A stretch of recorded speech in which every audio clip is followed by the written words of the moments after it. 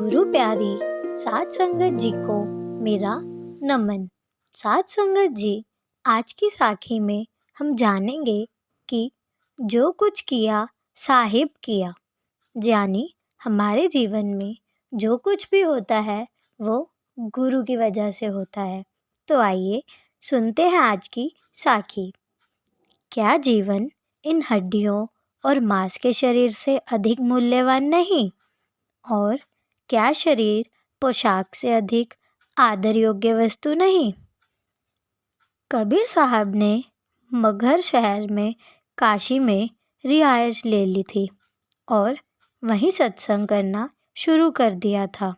उनका उपदेश था कि मनुष्य को अपने अंदर ही परमात्मा की तलाश करनी चाहिए। बाहर मुखी रीति रिवाजों का पालन करने से, मंदिरों और मस्जिदों में जाकर पूजा करने से कुछ हासिल नहीं हो सकता। उनकी यह शिक्षा पंडितों और मौलवियों के विचारों से बहुत भिन्न थी, इसलिए दोनों उनसे कट्टर विरोधी हो गए। लेकिन कबीर साहब ने उनकी परवाह नहीं की। जो जिज्ञासु सच्चे परमार्थ की खोज में उनके पास आते, आप खुले लफ्ज़ों में उन्हें अपना उपदेश समझाते। धीरे धीरे उनके शिष्यों की गिनती बढ़ गई और कबीर साहब का नाम दूर दूर तक फैल गया। जब पंडितों और मौलवियों ने देखा कि उनके विरोध का कबीर साहब पर कुछ असर नहीं हो रहा, तो उन्होंने उनको नीचा दिखाने के लिए एक योजना बनाई।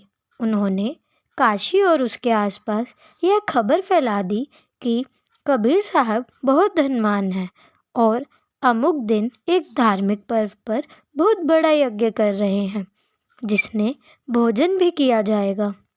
जो चाहे इसमें शामिल हो सकता है। जब कथित भोज का दिन आया तो क्या गरीब क्या अमीर, हजारों लोग बड़े उत्साह के साथ कबीर की कुटिया की ओर चल पड़े। एक मामूली जुलाहे के पास इतने लोगों को भोजन कराने के लिए ना तो धन था, ना ही सामान। इस मुश्किल से बचने के लिए कबीर साहब शहर से बाहर बहुत दूर चले गए और एक पेड़ की छाया में मालिक के ध्यान में बैठ गए। जैसे ही कबीर साहब घर से बाहर निकले, स्वयं परमात्मा ने उनके रूप में प्रकट होकर भोजन की व्यवस्था की और हजारों लोगों को स्वयं भोजन करवाया। भोज के लिए आने वाला हर व्यक्ति यह कहते हुए लौटा, धन्य है कबीर, धन्य है कबीर।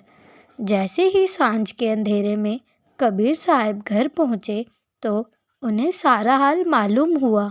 आप खुशी में कुल मालिक का शुक्र करते हुए कह उठे, ना कछु किया न कर सका, ना करने योग शरीर, जो कछु किया साहिब किया, ताते भया कबीर। तो साध संगत जी, आपने देखा, अगर हम मालिक पर दृढ़ विश्वास रखते हैं तो मालिक स्वयं हमारे बीच में आकर हमारी मदद करता है और कभी हमें लोगों के सामने नीचा नहीं पड़ने देता। तो साध संगत जी, हमें भी अपने मालिक पर, अपने बाबा जी पर इतना ही विश्वास रखना चाहिए कि वह भी हमें कभी दूसरों के सामने नीचा नहीं पड़ने देंगे। हालांकि हम तो इस लायक भी नहीं कि वह स्वयं हमारी आकर मदद करे, परंतु देखना, कभी भी आपके जीवन में कोई मुश्किल आएगी तो वह स्वयं आएंगे। आपको विश्वास नहीं होगा, लेकिन आपको सामने दिखेगा कि बाबा जी आपके पल पल साथ है और आपकी रक्षा पल पल कर रहे हैं। तो साध संगत जी, आज की साखी यही समाप्त होती है। अगर आपको आज की साखी अच्छी लगी हो तो इसे लाइक ज़रूर करिएगा और चैनल को सब्सक्राइब ज़रूर करिएगा।